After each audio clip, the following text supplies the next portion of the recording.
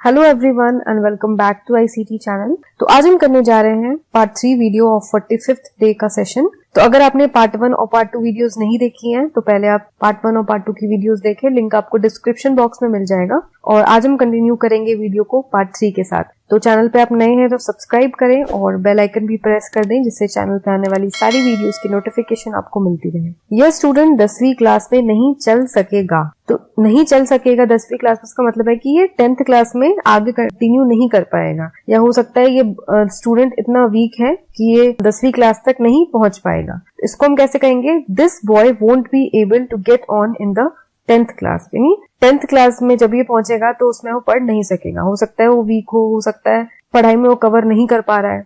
Next है बक बक मत करो, डोंट स्पीक नॉनसेंस या स्टॉप यापिंग। यापिंग का मतलब होता है बक बक करना।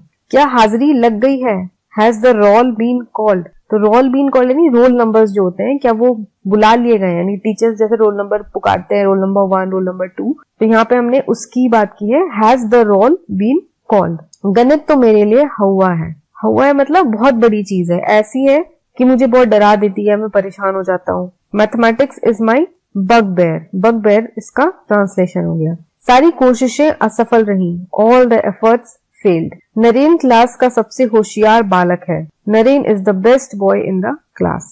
तो सबसे होशियार के लिए हम बेस्ट बॉय भी कह सकते हैं, मोस्ट इंटेलिजेंट बॉय भी कह सकते हैं, स्मार्टेस्ट बॉय भी कह सकते हैं। तो यहाँ पे आप एडजेक्टिव कुछ भी यूज कर सकते हो, उससे फर्क नहीं पड़ता, बट सेंटेंस का जो सेंस है और जो सेंटेंस की जो फॉर्मेशन है वो करेक्ट होनी चाहिए। नेक्स्ट है वह मुझसे 1 साल पीछे है। He is junior to me by 1 year. तो जूनियर के साथ टू लगता है, जूनियर टू मी होता है। जूनियर विथ मी या जूनियर फॉर मी या जूनियर बाई मी नहीं होता है, हमेशा he is junior to me होता है। और 1 साल पीछे है तो इसमें हमने लिखा is junior to me by 1 year. अच्छे विद्यार्थी कक्षा का नाम रोशन करता है। A good boy brings credit to his class. नाम रोशन करता है यानी क्रेडिट लाता है क्लास। वह गणित में मुझसे आगे है। He is ahead of me in mathematics. तो आगे है के लिए हम यूज करते हैं अहेड, और अहेड के साथ हमेशा ऑफ आता है। Ahead of me in mathematics. Ahead with me, ahead for me नहीं होता है, अहेड ऑफ मी होता है। यह पेपर किसने बनाया है? Who has set this paper? तो पेपर यानी एग्जाम का जो पेपर है, एग्जाम का जो क्वेश्चन पेपर है, यहाँ पे उसकी बात की जा रही है।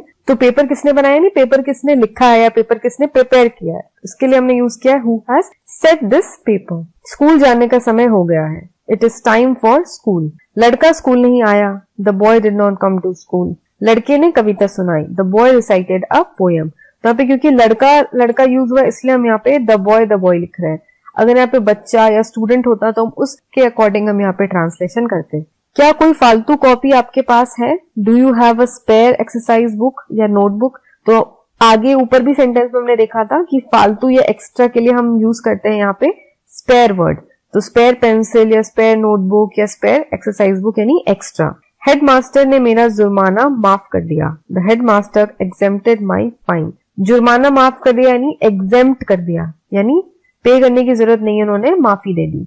तो हेडमास्टर एग्जेम्प्टेड, और जुर्माना के लिए होता है यहाँ पे इंग्लिश वर्ड फाइन। तो एग्जेम्प्टेड माई फाइन। उसे अंग्रेजी में डिस्टिंक्शन मिली है। He has got a distinction in English. तुम्हारे पास आर्ट्स के विषय है या साइंस के? हैव यू ऑफर्ड आर्ट्स और साइंस। यानी 10th के बाद जब हम सब्जेक्ट्स चूज करते हैं तो या तो हम आर्ट्स ले सकते हैं, साइंस ले सकते हैं, कॉमर्स ले सकते हैं। तो यहाँ पे उसी की बात हो रही है। तो यहाँ पे क्वेश्चन है कि तुम्हारे पास आर्ट्स तुमने लिया है, तुम्हें ऑफर किया गया है, या साइंस ऑफर किया गया है। तो इसका सिंपल ट्रांसलेशन हमने किया है हैव यू ऑफर्ड आर्ट्स और साइंस। मेरे पास फिजिक्स, केमिस्ट्री और बायोलॉजी है। I have offered physics, chemistry and biology. याद रखें this loan is repayable with in 20 years. यानी ये लोन जो है वो 20 साल में लौटा देना चाहिए। ही रिकॉल्ड हिज स्कूल डेज। उसे अपने स्कूल के दिन याद आ गए। When will you return. आप कब लौटेंगे। तो यहाँ पे 3 वाक्य दिए गए हैं।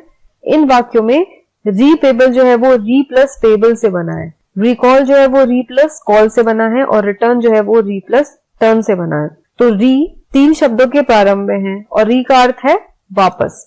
तो री का जो अर्थ होता है वो होता है वापस करना, और ये तीनों ही शब्दों के आगे हमने री लगाया है। तो री प्लस पेबल हमने किया, इसका अर्थ हो गया पेबल का मतलब होता है देना, और रीपेबल यानी वापस देना। वैसे ही कॉल का अर्थ होता है बुलाना, और री प्लस कॉल जो हमने बना, तो हमने कॉल में जब री ऐड कर दिया तो बन गया रिकॉल, और रिकॉल का मतलब हो गया वापस बुलाना। वैसे ही टर्न का अर्थ होता है मुड़ना, और हमने उसमें री जोड़ दिया तो बन गया रिटर्न, यानी वापस मुड़ना। तो जब हमने इन वर्ड्स में री बना दिया तो उसके आगे, उसके अर्थ के आगे यानी उसकी मीनिंग के आगे बस वापस जुड़ गया। री को प्रीफिक्स कहते हैं यानी उपसर्ग कहते हैं। इसके योग से बने कुछ और शब्द हैं, इनके अलावा कुछ और शब्द है रिमार्क यानी टिप्पणी देना, रिमूव यानी हटाना, रिजॉइन यानी दोबारा सम्मिलित होना, रिप्लेस एक के बदले दूसरे को रखना, रिमाइंड याद कराना और रिफॉर्म सुधारना। तो ये री ऐड करके हमने कुछ और वर्ड्स और देखे। और भी वर्ड्स आप जब आगे रीड करेंगे या आप कुछ पढ़ेंगे तो हो सकता है आपको और भी वर्ड्स ऐसे मिले जिसमें री ऐड करके उसका सेंटेंस चेंज हो गया। तो आज के लिए बस इतना ही, और इसी के साथ हमारी 45th डे की जो वीडियो है वो पूरी कंप्लीट होती है। और आपको ये वीडियो कैसी लगी है मुझे जरूर कमेंट्स में बताएं, और वीडियो अच्छी लगी हो तो वीडियो को लाइक करें, शेयर करें, और चैनल पे नए हैं तो चैनल को सब्सक्राइब करें। तो आज के लिए बस इतना ही, मैं मिलूंगी आपको अगली वीडियो के साथ। तब तक के लिए take care and have a nice day.